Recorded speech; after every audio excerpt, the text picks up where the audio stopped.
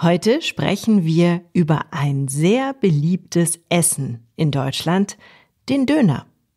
Vielleicht kennst du ihn schon, vielleicht hast du ihn auch schon einmal probiert. Heute erzähle ich dir die Geschichte des Döners und warum er in Deutschland so beliebt ist. Danke an Daniel für diesen Themenvorschlag. Der Döner ist ein Gericht, das ursprünglich aus der Türkei kommt.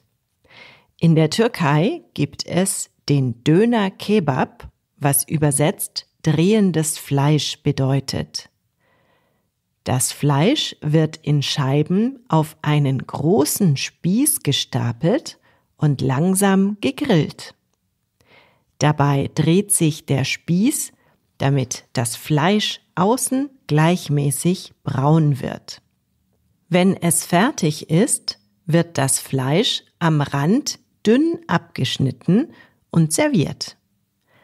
Traditionell isst man Döner in der Türkei mit Reis oder Fladenbrot. Dazu gibt es oft Salat, Joghurt oder Soße. Aber wie kam der Döner nach Deutschland? In den 1960er Jahren kamen viele Gastarbeiter aus der Türkei nach Deutschland, um hier zu arbeiten. Davon habe ich dir auch schon bei Slow German erzählt. Und diese Menschen aus der Türkei wollten den traditionellen Döner-Kebab so anpassen, dass man ihn leichter unterwegs essen kann. So entstand der Döner, wie wir ihn heute in Deutschland kennen, in einem Fladenbrot mit Salat und Soße. Nach Angaben des Vereins türkischer Dönerhersteller in Europa wurde der erste Döner in Berlin 1972 von einem Mann namens Kadir Nurman hergestellt. Aber darüber wird gestritten, wie auch bei der Currywurst und vielen anderen kulinarischen Erfindungen. Egal wer ihn erfunden hat, der Döner war ein großer Erfolg und bald gab es Dönerläden in ganz Deutschland. Wenn du an einer Dönerbude einen Döner bestellst, kannst du selber sagen, was du gerne dazu haben möchtest. Der deutsche Döner wird gerne mit Salat, Gurken, Zwiebeln, Rotkohl und anderen eher deutschen Beilagen angeboten.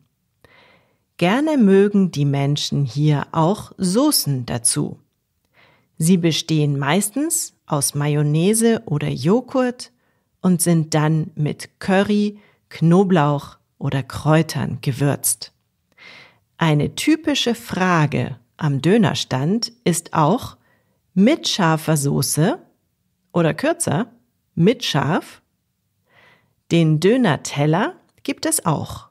Das ist Dönerfleisch ohne Fladenbrot, aber dafür mit Pommes als Beilage. Heute gehört der Döner zu den beliebtesten Fast-Food-Gerichten in Deutschland.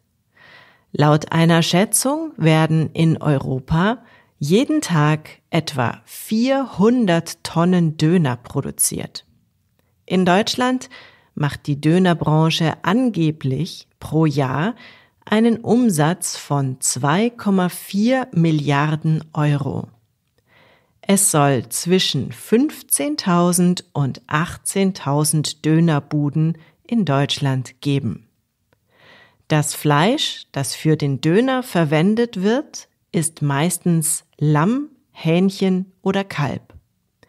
In einigen Dönerläden gibt es aber auch vegetarische oder vegane Varianten, zum Beispiel mit Falafel oder gegrilltem Gemüse. Es gibt auch einige kuriose Rekorde rund um den Döner.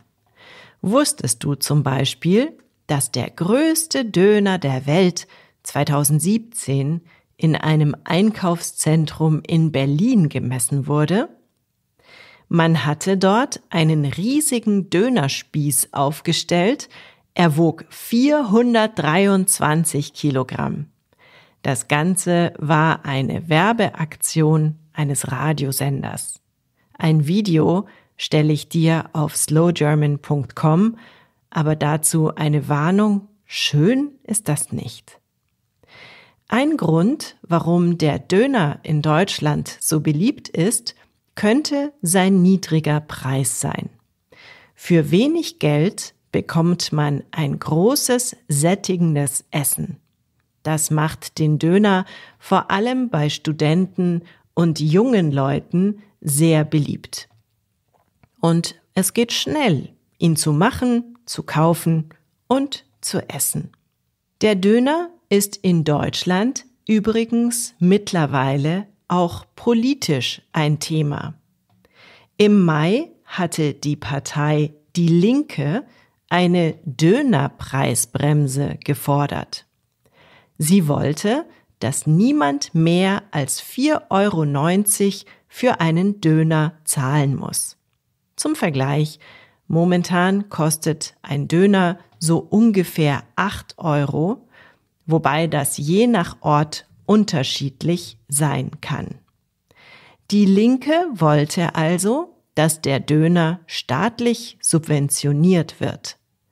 Das würde den Staat mehrere Milliarden Euro kosten. Noch ein anderes politisches Thema kam diesen Sommer auf. Die Türkei hat einen Antrag bei der Europäischen Union gestellt, dass das Gericht als garantiert traditionelle Spezialität anerkannt wird. Dann dürfte aber zum Beispiel nur noch eine bestimmte Art von Fleisch dafür verwendet werden. Der in Deutschland beliebte Döner mit Putenfleisch wäre dann nicht mehr unter diesem Namen möglich. Die deutsche Bundesregierung legte Einspruch in Brüssel ein. Mal sehen, wie dieser Streit ausgeht. Jetzt, wo ich das erzähle, fällt mir noch mehr Politisches zum Döner ein. Der deutsche Bundespräsident Frank-Walter Steinmeier war nämlich diesen Sommer zu einem Staatsbesuch beim türkischen Präsidenten Erdogan. Und er brachte ihm als Geschenk einen Dönerspieß aus Berlin mit. Er wollte damit zeigen, dass die Lebensleistung der türkischen Migranten in Deutschland gewürdigt wird. Aber diese Geste wurde von vielen Menschen missverstanden. Oh, und noch etwas Politisches zum Thema Döner. Aber dann höre ich auch auf damit.